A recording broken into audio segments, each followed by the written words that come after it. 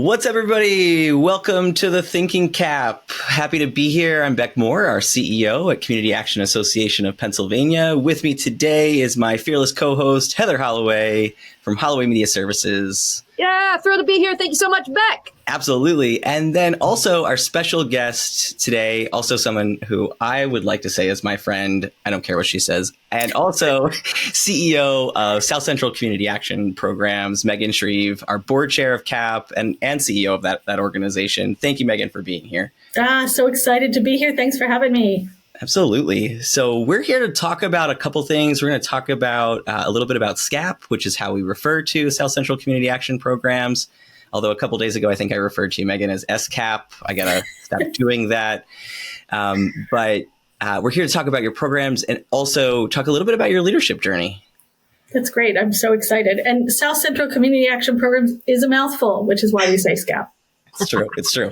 And we have lots of acronyms in the community action world that I still sometimes have to remind myself what something means. So appreciate the definition. So Heather, Take us away. Thank you for being my co-host today. Let's talk about SCCAP. Yeah, let's do that. So Megan, first question here is about the agency, is about SCCAP. Mm-hmm. So can you provide an overview of a key program or programs that you have that your agency offers? Sure. So we have a wide range of programs, but what I would say is really important is that carried across all of those is creating a culture of care so that it doesn't matter if we're doing weatherization or WIC or family services or shelters, that when people come in, they're cared for, they're treated with respect and dignity. We reflect back to them their strengths and capabilities as opposed to what brought them into our office. But a wide range of programs, some are working at the micro level, helping families. And then we have a number of programs that work at the macro community level, looking for system solutions or community solutions to really end poverty. And so I want to talk about a particular program that you really want to highlight. And so I know that you and I, over the last few years, we've gotten to know each other. There's been a number of programs that we've talked about that you do from your gleaning program to your shelter program to your circles program. And I want to remind everybody that's listening, right, you can go to the CAAP.org, CAAP.org, and find Megan's organization, South Central Community Action Programs, on our website and look at the details of all of their programs. But Megan, the question that I have for you as a kind of a follow-up is there a particular program that you would really want to highlight today that maybe people aren't aware of that you want to make sure to feature for our listeners? Sure. I think I'd love to talk a little bit about support circles. So it's really an economic mobility program. It's helping families create and then reach their own goals. And that program, I think why it's so important to me is it really changed the culture of the way that we do our work. And so this program, families self-select in, they don't get anything tangible. What we provide dinner, childcare, and then we facilitate really protected time and space for people to create a future story. And it is the most remarkable program because it's long-term. People can stay for as long as they feel it's important to them. Many come back and volunteer in it, but we see this amazing transformation happen. And so you can see someone who quit school who now has their PhD, or someone who is in our shelter who owns a home. It's so transformative, really, just by getting people out of the tyranny of the moment to have this time and space to think about, what do I want for myself and my family? And then, we match them with middle-class volunteers. And that's great. It provides some great bridging capital for people. But it also educates our community on what poverty is like. So they start to learn about the barriers that exist around someone they care deeply about, that they see working hard, playing by the rules, and struggling. And so then together we can change systems. Our gleaning program was born from that work because we saw that families struggled with access to have food supports when they were working their way out of poverty.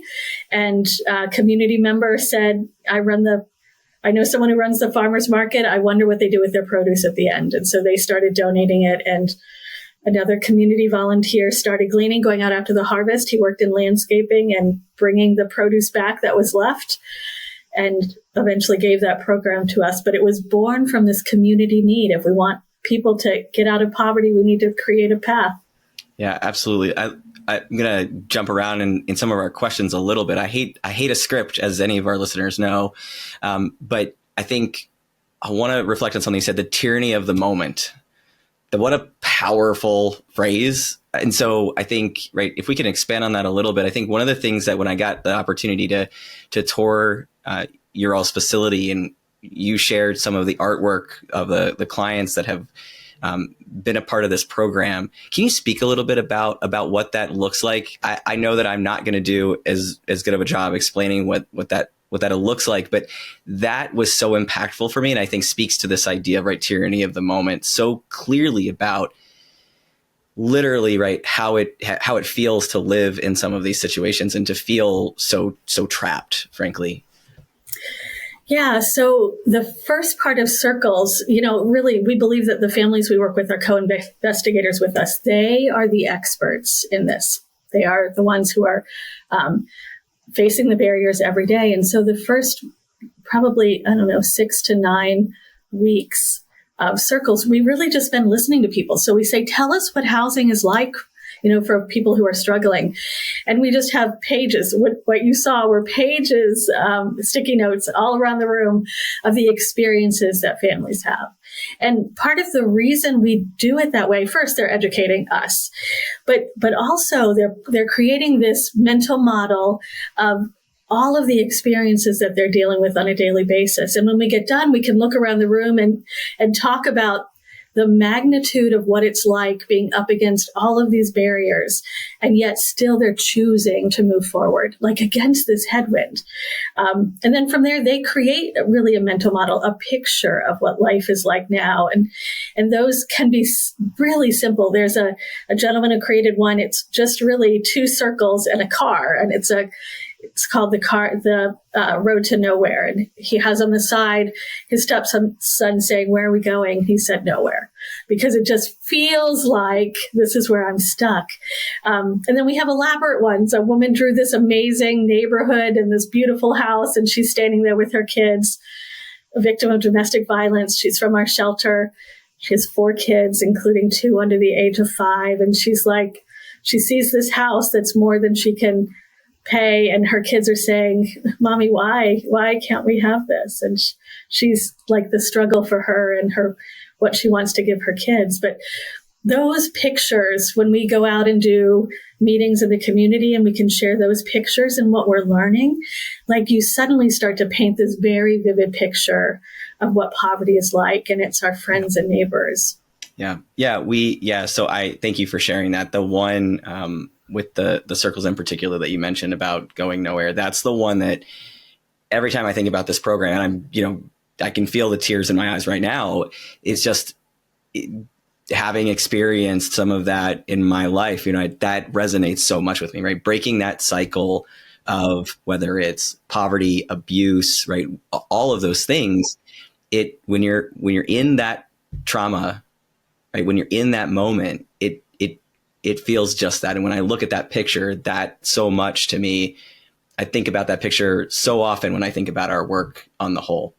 And then the other thing I want to really highlight here for folks that you touched on, and sorry, Heather, I'm totally going off on a tangent, but I can't help myself, is around the need component. So in a prior episode with Jen Wintermeyer and with Aaron Lucas, we talked a lot about the community needs assessments that our organizations do on a regular basis. We're required to do those, right? You all are required to do those. But I think what you touched on here is something that's really important in terms of how your gleaning program came to be, is that this moment and any moment that you're having with clients is helping to inform, right, how a program evolves or whether or not a program is relevant anymore. And so I just want to really highlight that for people. And so that are listening that don't understand the concept of, right, how community action really creates hyper local programs and responses to what we're seeing in our communities. And so is there anything else that you want to share about the things that you're seeing on a regular basis right now, in particular about local needs? And sorry, I'm totally stealing some questions here, but I just think it's such an important point to what you just shared. Right. I do think that is the beauty of community action. And I think when you're walking so closely to families and so closely to your community, through needs assessments and really the ongoing process of listening in your community. You can't help but adapt to the needs. I mean, we saw that during COVID.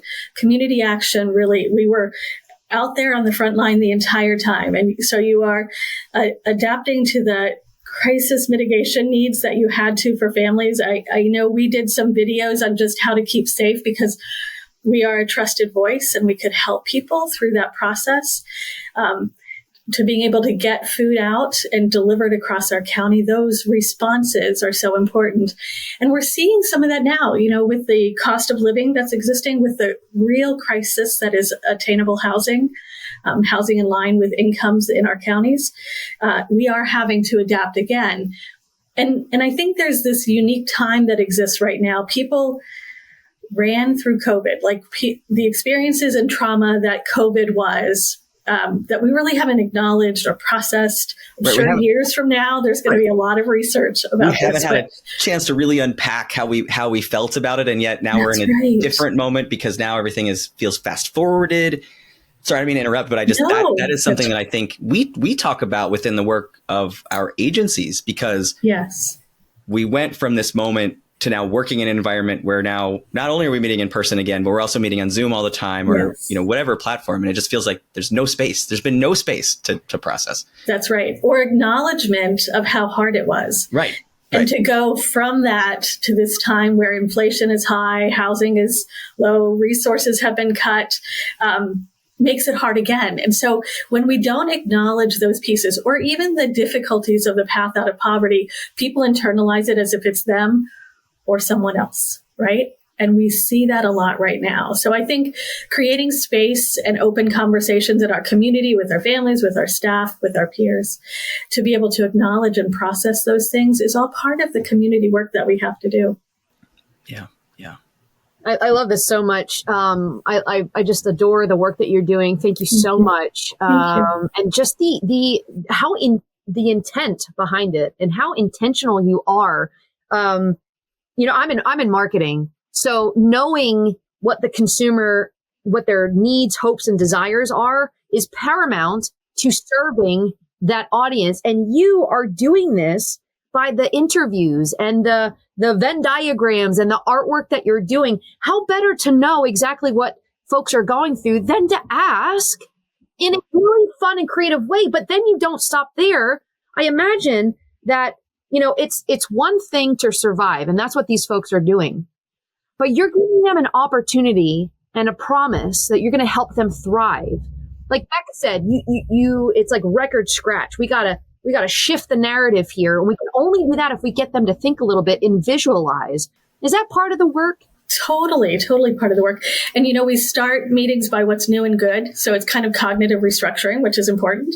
And then we end it by what you appreciate about the person sitting next to you.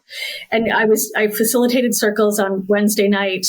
And one of the individuals was just talking about how she's seen this dramatic change in one of the families that are coming. She is one of the circle leaders of family, and she's just reflecting back to her. She said, you just were so shy and so uncomfortable being able to talk about what's going on, and now you're so confident. And she said, I've been able to see myself through someone else's eyes. And so I think in the social services world, if we reflect back to people what brought them in our door, we're doing this tremendous disservice. People who come into our door are dealing with monumental things. And if we can reflect back to them their strengths and capabilities and help them to reframe what the community says, what social media says, what television and marketing say about people in poverty, help translate that to them, so that they can see how strong and capable they are, they can take that in other directions. Oh, and so that's the important part of the work, right? For all of us, that's the important part of the work. Well, and I think, right, you're also in the artwork piece and I just love that so much, because there's also this art therapeutic moment for them to express how they feel in a way that I don't even know that you can really explain it when you're living in it, right? And so there's this moment that they get to create it in such a way that it manifests so clearly. But then I think the other thing that you just said there that I want to reflect back on a little bit is this idea that, right, if we can't see it, how can we dream it, right? If we haven't seen good examples of powerful things, how do we know how to manifest that, and in that we know, right, what it's like to live in these situations. We don't need someone to tell us how it feels. We need to be able to believe in ourselves. And when it feels like you've been so minimized or so, right, condensed to this version, that's a hard thing for somebody. How do you dream if you've never been able to dream? That's right. Right. When you don't honor the pain or the struggle, right. Then those things just continue on. It is amazing to see the incredible capabilities that people have. It is part of the beauty of the work that we do.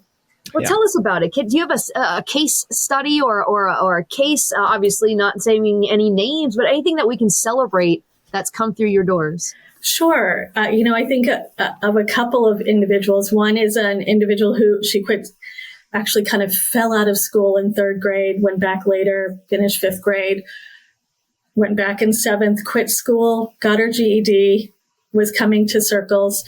And today she has 2 master's degrees, a PhD, and works in county government in a very large county.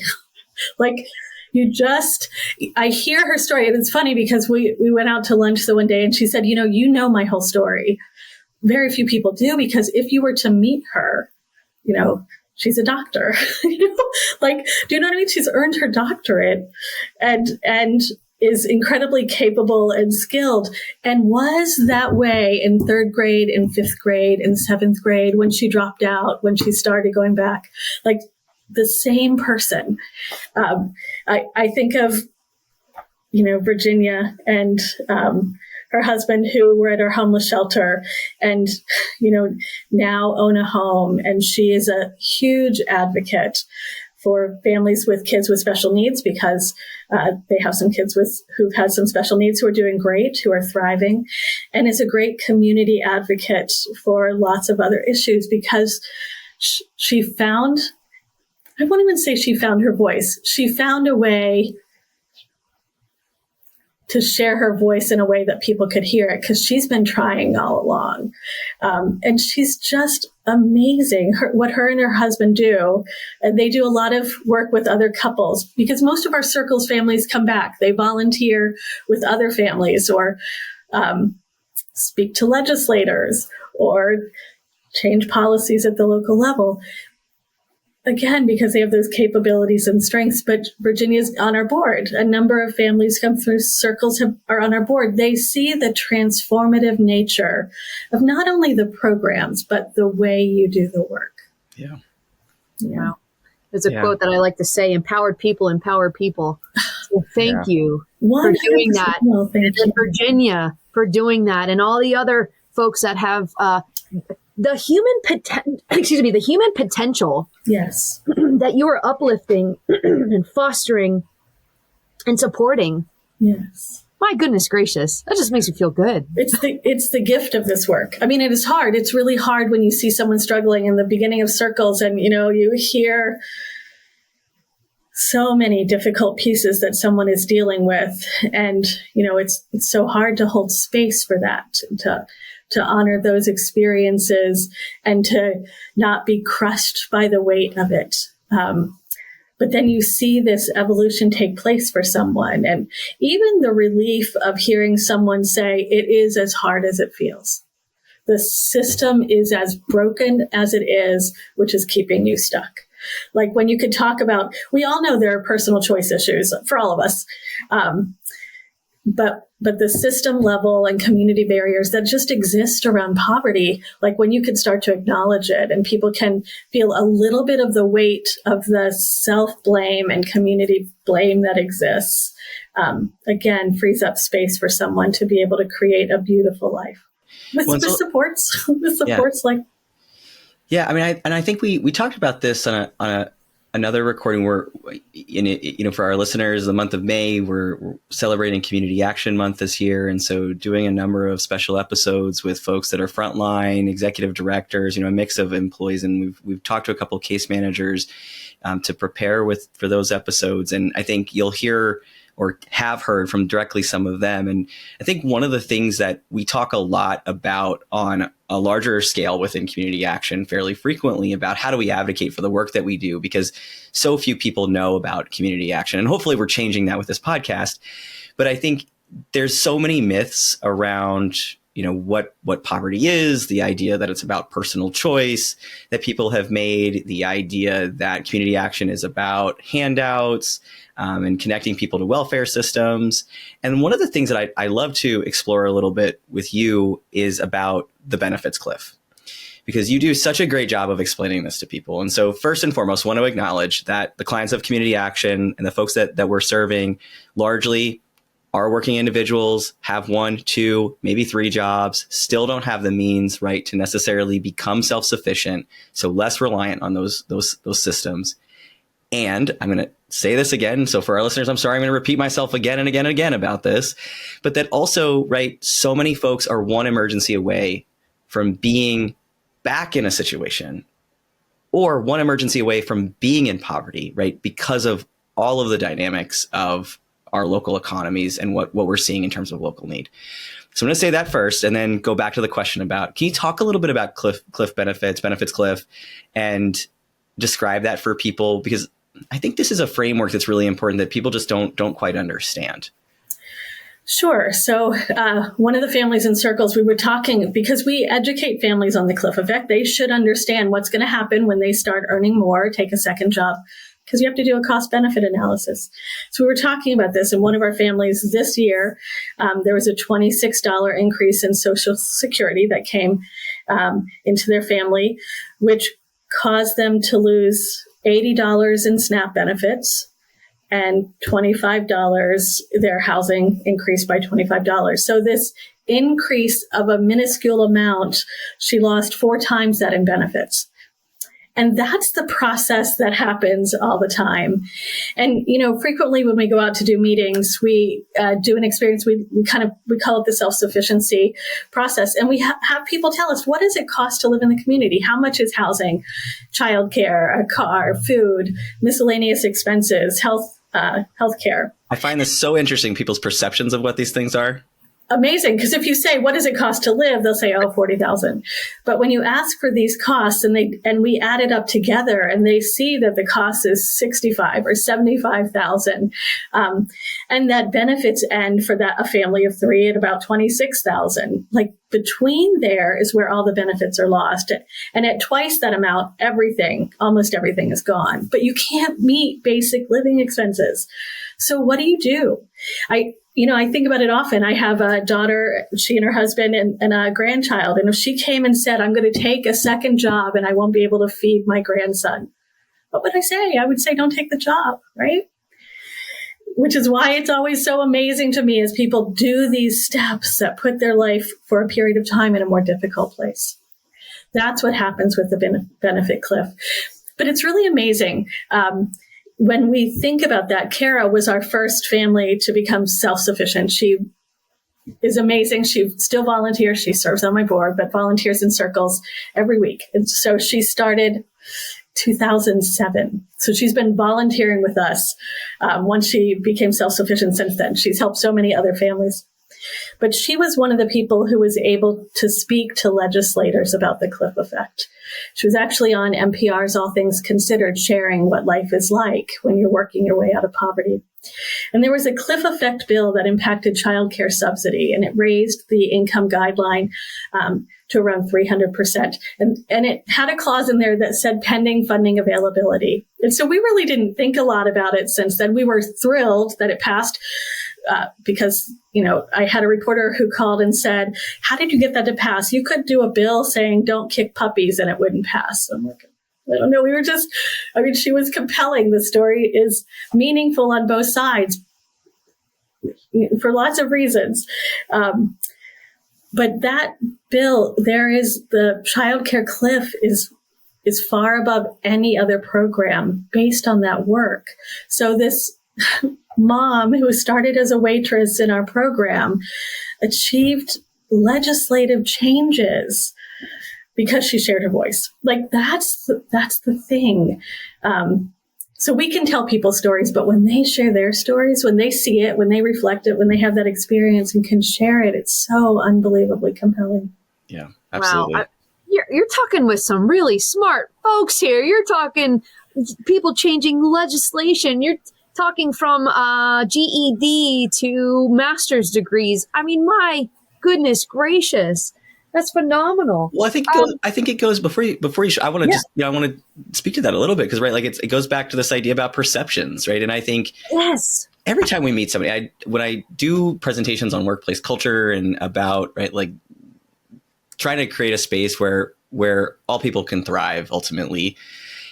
When I do that presentation, I talk about perception and reality, and I try to be really intentional about how I speak to that because, regardless of whether or not we want to admit it, when we meet somebody new for the first time, we make a decision about who they are, about what their hobbies are. We make these snap judgments, right? And we all do it. And I think particularly in this work of community action, when we think about clients and the people's perceptions of clients of community action, there is all of this perception about, right? Like, well, if you didn't want to be in poverty, you wouldn't be in poverty. Oh, you just work harder. Oh, you pull yourself up by all these phrases like pull yourself up by your bootstraps, take overtime. Well, it's not that easy, right? I reflect on simple things in my life. So I'm walking to school one day with my kids, dropping them off at school for the morning. And suddenly I get a text message that school's closed because they lost electric. Well, let's say I don't have the job that I have right now. And I don't have sick time and I don't have vacation time. And I'm 15 minutes out from my shift because I'm also walking to work.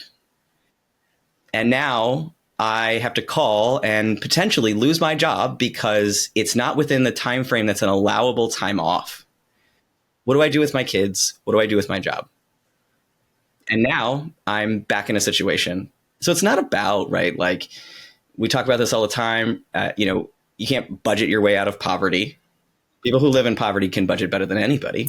That's clear. That is clearly very true. Right. And worse yet, there's perception that they're not capable. We're not capable people. And that's just couldn't be further from the truth either. And it's really unfortunate that more often than not, people are making snap judgments before they ever take the time to really speak to somebody or really speak to one of our agencies, right? Or listen to our podcast,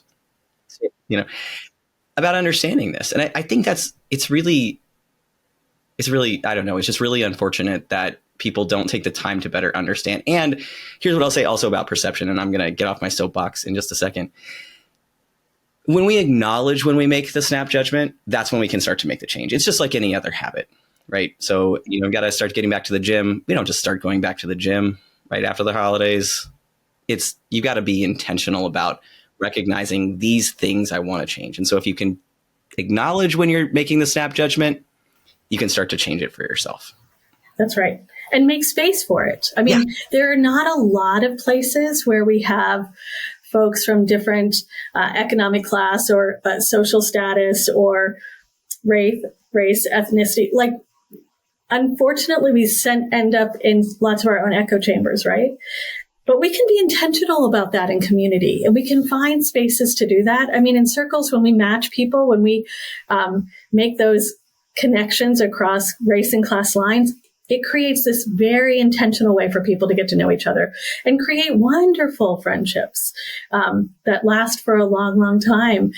And, you can come to a meeting and you may not know who is an ally, kind of a community volunteer, and who is a circle leader, because it's just the experiences like that. And I think we can do that. You don't have to work in community action to do that. I mean, you can step out of your experiences and intentionally put yourself in spaces where other people who may think or feel or have different experiences that you do. That's a gift that we can all make for ourselves. Right. And be able to have an honest conversation. We don't have to agree. That's right. We certainly don't have to fight, right? Yes, we can just have a discussion. Just listen. And be curious about someone else's experiences. Yeah. Be curious. Yeah.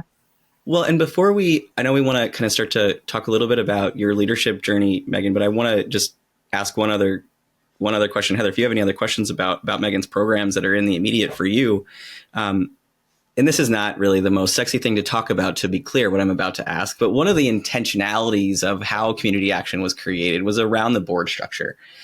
And so I think what you just said there about, right, like intentionality of people coming together is something that is really created within the structure of who we are.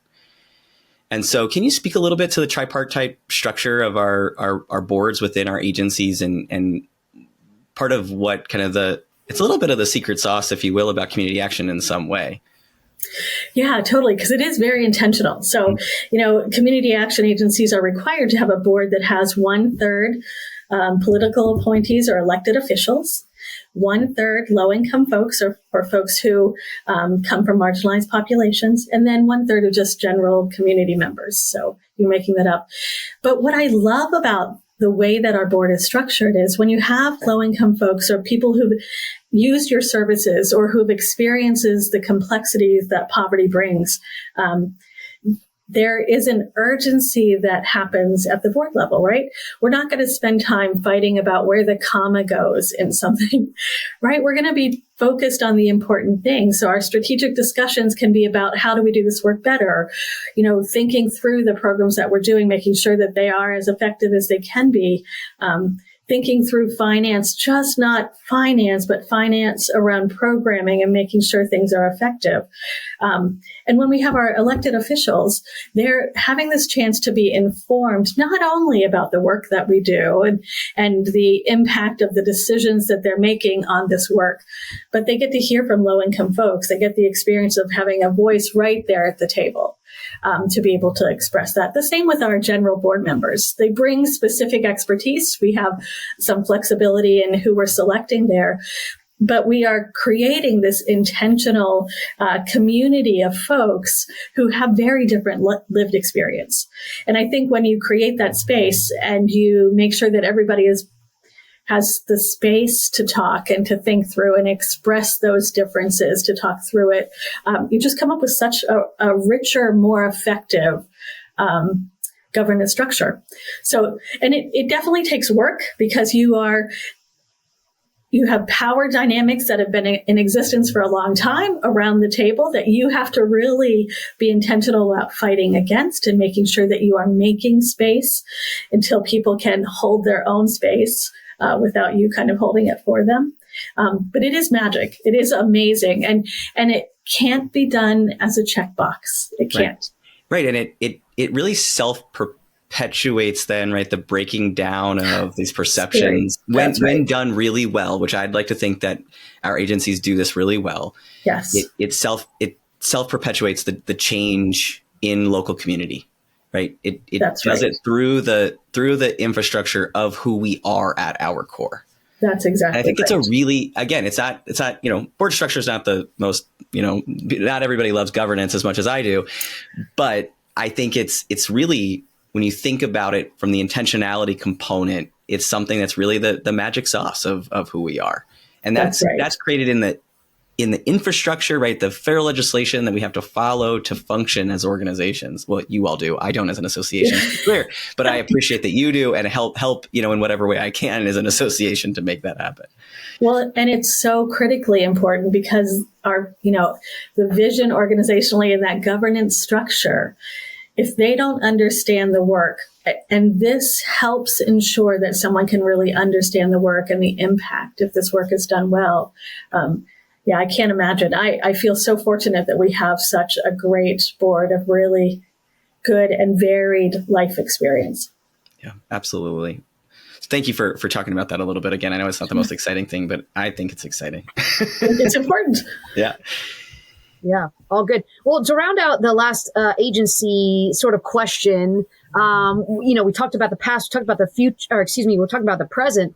Let's talk a little bit about the future really quickly. And for any other executive directors or CEOs that are listening, and you talked about governance, Beck, and the current climate we're in right now. It's like, how do you see your agency evolving over the next few years? Yeah. So it's a complex time. Yep. And so I think, it's fortunate that we are used to doing needs assessments. We're used to doing the evaluative work to be able to look at our own internal processes and programs, as well as to do these kind of continuous scans of our community. Because I think we are going to see increasing needs. Like it's inevitable kind of with the structure it is. And I think it is highly likely that we will have some diminished federal resources, Sure. Right. Right. And so the reality is it's going to change. Right. It's just going to be messy for a while. And so I think it's incumbent on all of us to be able to sit down and do the analysis, to really be thoughtful in the way, if we have cuts that we need to enact, or if we have to think differently about funding, that we're really thoughtful in that. So we have to be really well prepared. We're doing impact, both fiscal and kind of our outcome impact processes now, just doing those assessments so that we have a lot of the good data that helps us as we look at efficiencies and how can we, and my goodness, community action is one of the most efficient programs that I know. We are really good at this through our 60 years of history. I've been in this position for 20 years, and I know I am pulling from some of the work that happened in the, around 2009, when we had some of the same struggles. So just trying to think those things through, but not forgetting that we still need to be looking at things like affordable housing. There's a crisis in childcare across the country because their childcare doesn't make much money. And so we've lost slots everywhere. Thinking about workforce related issues, not only from a job training perspective, but we know there are going to be less workers. Baby boomers are aging out. So how do you respond to these? There's a lot of big strategic things. And so it's balancing all of those pieces. I think certainly it is stressful and can feel overwhelming.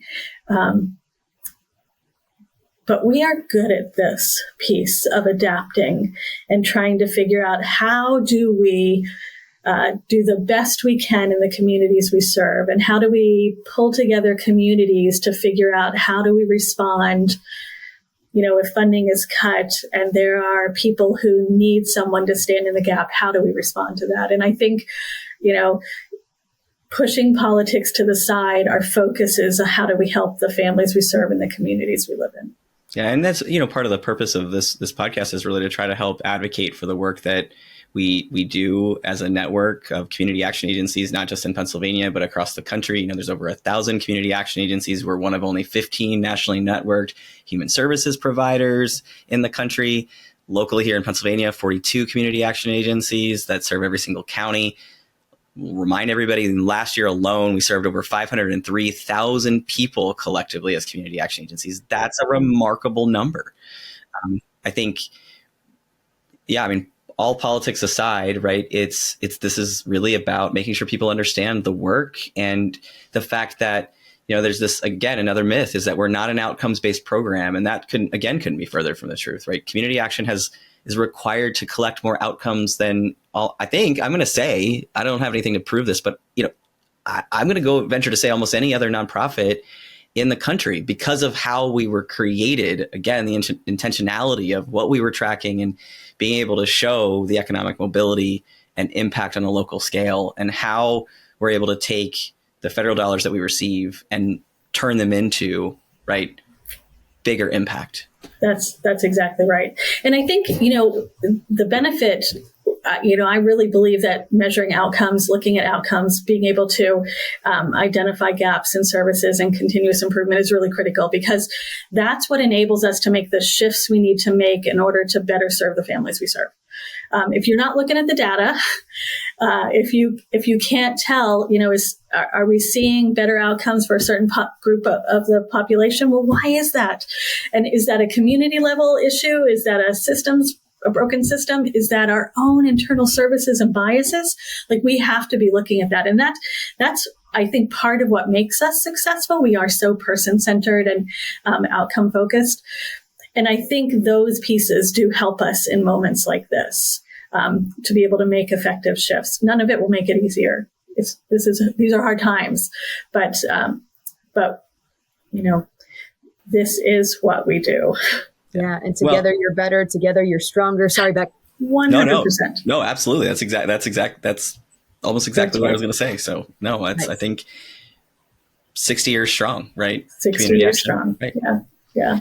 We stand on the shoulders of giants. It's true. It's true. Yeah. Megan, I just appreciate you so much. I just want to say that out loud.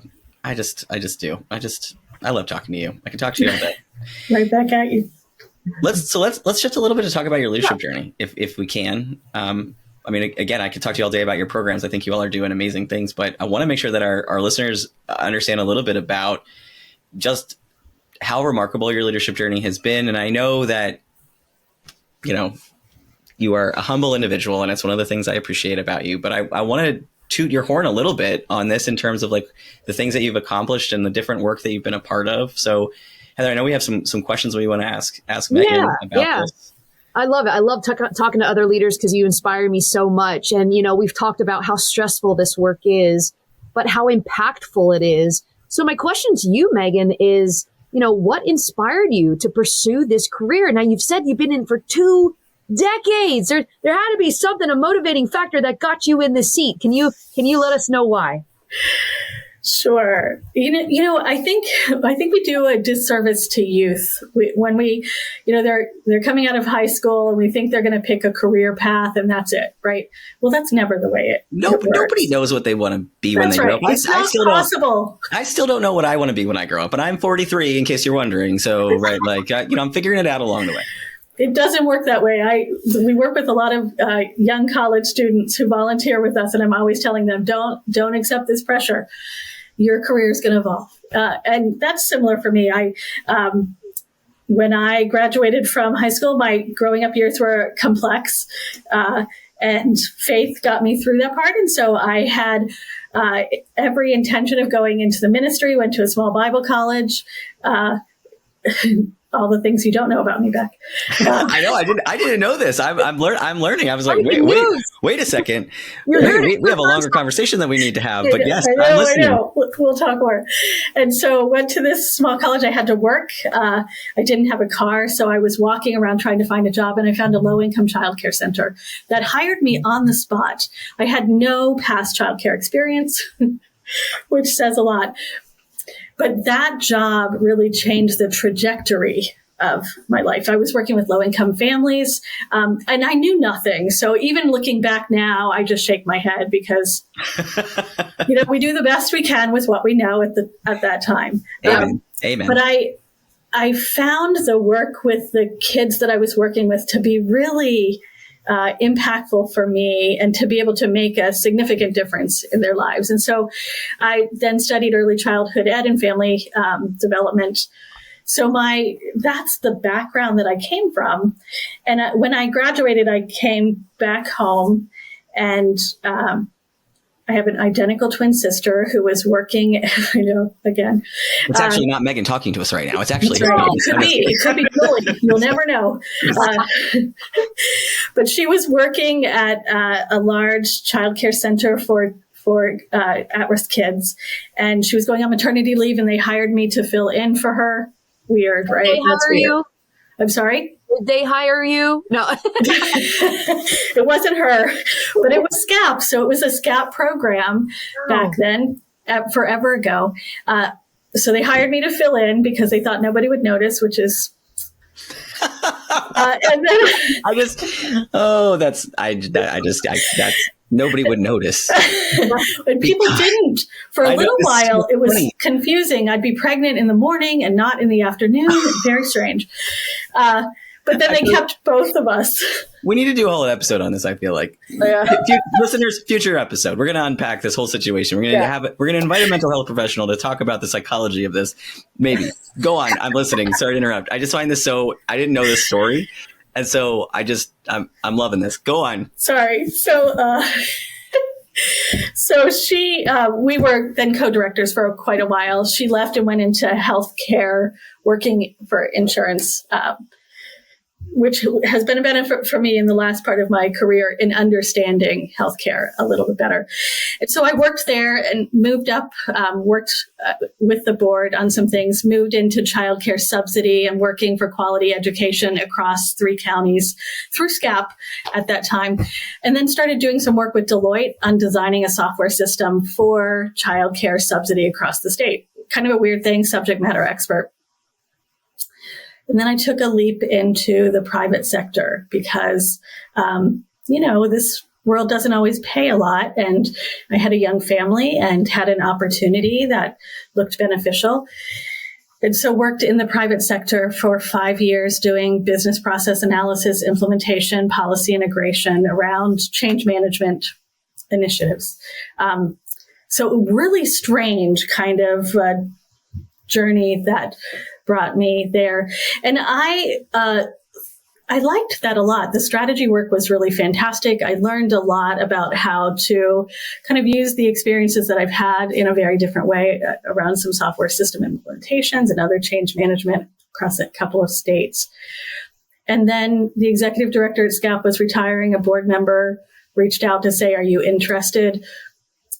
And I love this kind of work. So I threw my name in the hat and went through the interview process and was hired and came back 20 years ago. Thank you. Yeah, me too. I am really thankful. It was a pretty big pay cut. But I remember thinking, if I want to, I work pretty similar hours to what I work there, but I remember thinking, if I'm going to kill myself working, I really don't want it to be for this. I want it to be in service to my community. And the board said when they hired me, we don't want someone who is just going to run programs. We want someone who can help people move out of poverty. And I had spent these 5 years really, really having to be strategic about, where a company was, where they wanted to go, what's the processes that we have to get there, and how do we make it happen. And so I took it really seriously. We looked all over. We found circles, support circles, kind of the model for that in Ames, Iowa, and incorporated that. And that drastically changed the way that I do this work and our organization. I'm so incredibly thankful that we found that when we did, because starting your career walking alongside families, there is no way you couldn't not work at the system level, and you couldn't, you would have to change the way you do your work because you're seeing the struggle of families. I mean,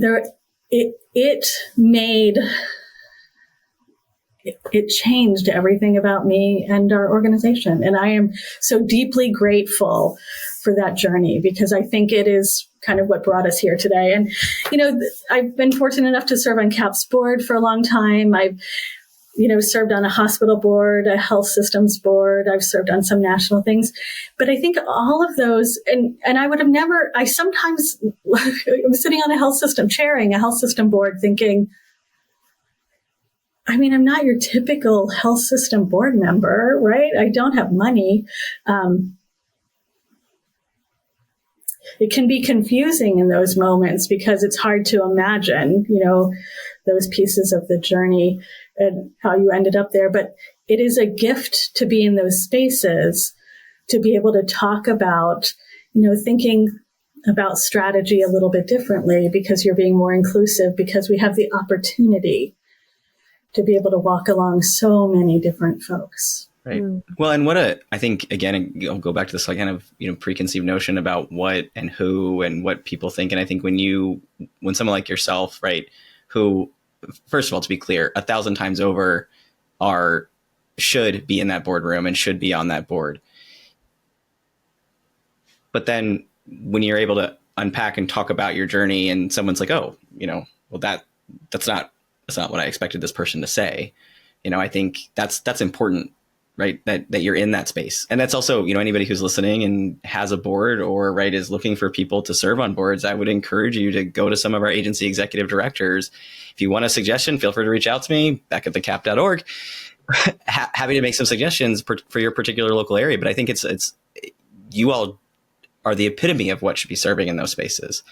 I think, and I'll kind of get to a question here, that you and I have talked about this a lot. For those of you who don't know this, Megan was a part of the team of folks who went through the recruitment process when I was being hired here at CAAP. And I think we've talked a lot about imposter syndrome. Heather, I think in the episode that you interviewed me for the Thinking CAAP, we talked a little bit about how I feel about this, right? Like anytime on stage, I have these moments where I'm like, what am I even saying? And why is anyone listening to me?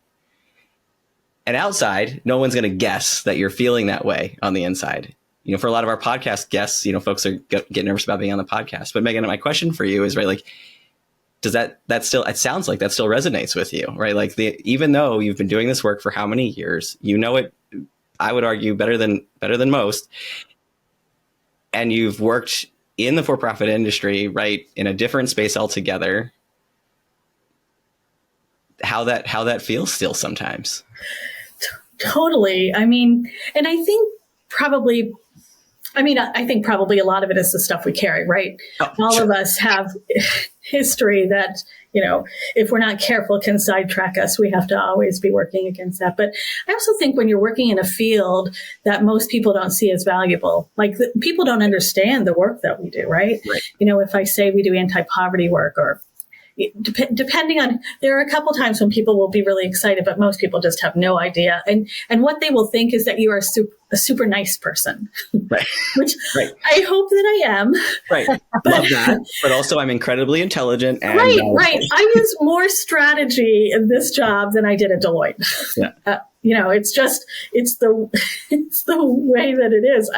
I mean, you have to be strategic when you are working with so many partners across your communities, trying to impact so many different systems, with many people who think differently and trying to help people have a broad understanding of the important nature of the work that we do and the people that we serve.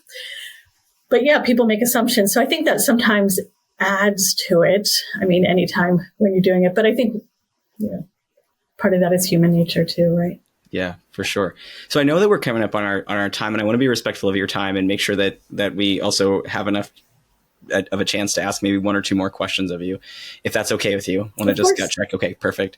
And I know that we've tried to keep some of our episodes a little bit shorter in the past, but I'm loving the conversation we have, and I don't want it to end. So I just want to make sure we get to a couple more before we wrap here. But the other question I have for you is just, a lot of times, right, we'll ask, like, what's your leadership style? I don't like that question. I don't think it's a weird question to ask sometimes, but whatever. We ask it all the time, even when we're doing interviews. But when you think about what is sort of like your highest and most important thing in terms of how you lead and guide on a day-to-day basis, what's really the one thing that you think, right, is just the top of your list in terms of how you lead and guide your team and how you lead and guide SCCAP?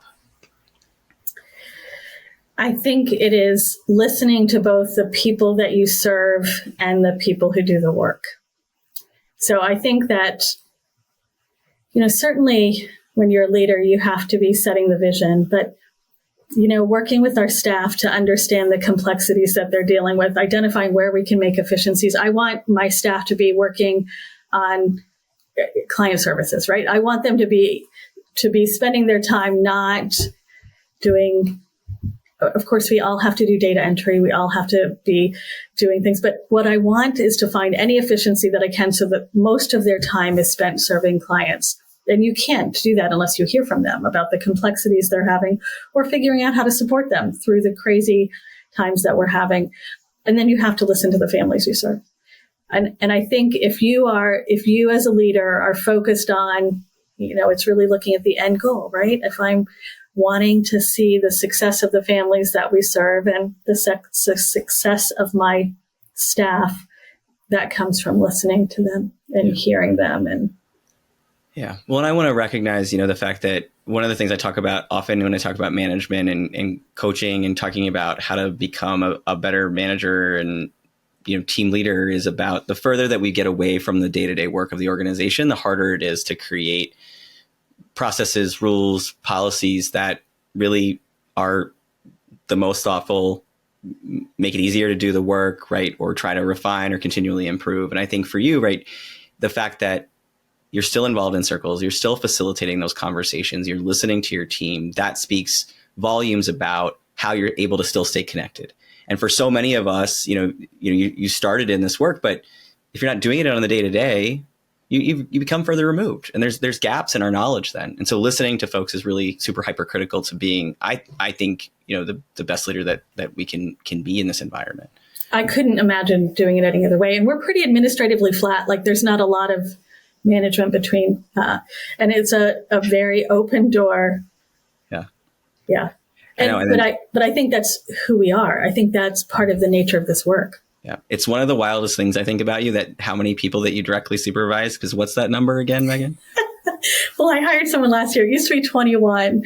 But directly, Heather. She supervised 21 people directly. I don't know how. I'm not saying that's best practice. It's not best practice. I know. I'm not saying that either, to be clear. And I have said, Megan, we gotta figure this out.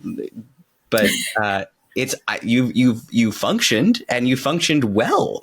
So you made it work. So I'm happy to hear that you've reduced that number. Thank you. Because you've hired somebody else. Good job delegating. It's a hard thing for me too. Oh, yeah, it's hard. It's so hard as a leader to do all that. Well, we talked about so much. We talked about your agency, of course, South Central Community Action Programs, and all the beautiful work that you're doing there, the challenges that you're overcoming, the case studies, right? The human potential that you're uplifting and supporting. We talked about leadership and all the ways that you've become the amazing, trustful, resourceful leader that you are today. So I want to leave the conversation with this for other executive directors and CEOs and leaders like myself who are always looking to get help and resources. Megan, what do you do to grow as a leader? What helps fill your cup up so that you can come in the morning and serve the way you do? So I think there are two things. So I think continuously learning. So, identifying gaps in knowledge and trying to fill those gaps, reorienting at a moment like this in kind of fiscal analysis and making sure I'm on my game on those pieces. I think that continuous improvement is really important. Filling your cup, I think there's two pieces. I think for me, being in circles, working with families, being able to still have that opportunity to see people changing their lives is just wonderful. And then having good peers. These can be very lonely positions, especially in times like this. And so we have to find folks who can understand, who we can process with. And, I feel like we're incredibly fortunate in community action to have that. I certainly count Beck as one of those people, feel very fortunate for that. But I think that those are the things. And then trying to find some balance in our lives, right? We still need to find balance. Yeah. Do you read? Do you listen to music? Do you go for walks? I read. I don't sleep very well. So anytime I wake up, I read. What book are you reading? So it's going to be quite a variety. Right now I'm reading some of Sarah Maas, I think. So she has a lot of fantasy books that are really good, but I really like mystery. I like kind of academic stuff. I like studies there. So it really varies. It depends on what's going on. I also love doing home repair. Beck and I both like. We've bonded about that often as a home. That's right. Nothing we do in our day jobs ever really has a clean end, but you replace a floor and you can see it. That's it. I've tried to say to people, because I'll say they're like, well, what are you up to? Like, what are you doing in your free time? I'm like, I'm remodeling my bathroom, because there's a clear start and end. I can see the progress. And I can see what I've done with my own hands has made a difference in the immediate. And in this work, sometimes that feels ambiguous in nature. And so I think that is so much it. I'm writing that down. Yes. I was trying to describe this for somebody, and that you've provided a moment of clarity for me. Yeah. Yeah. It's that I love fixing computers too, for the same reason. It's got a virus. I get the virus off. I feel good. Yes. So as fixers, right, we fix the problem, we move on to the next problem, and we continue to fill our cup because we fixed a problem for ourselves. That's right. And better to fix problems and things, because we do not fix people. They are in charge of their own life. Oh, yes. Wiser words have never been spoken. I just want to say one other thing before we officially close out here. Well, Megan, first, is there anything else that you want to share that has come to mind that you didn't have a chance to share? We often will ask the question, like, what myths are you busting? But I think we've busted a bunch of myths along this discussion. But is there anything else you want to make sure to share for our listeners about your work, the work of community action, anything in particular? Yeah, I would love to say to those who are working community action, I just want to say, you guys are heroes. Like, you are doing the work. People don't see it frequently. You are making space for people until they can hold it on their own. And I just am so deeply grateful for the folks that we work with that are really changing the world and supporting the economic infrastructure in our communities.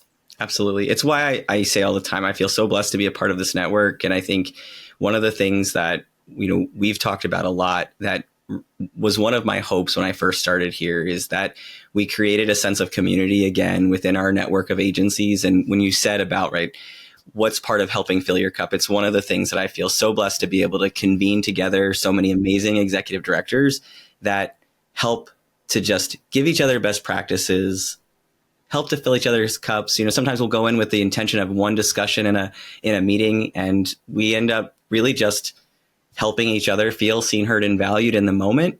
And that's part of what I love about the association and the work that we get to do, because we don't get to do direct client work more often than not, right? It's really about helping you all.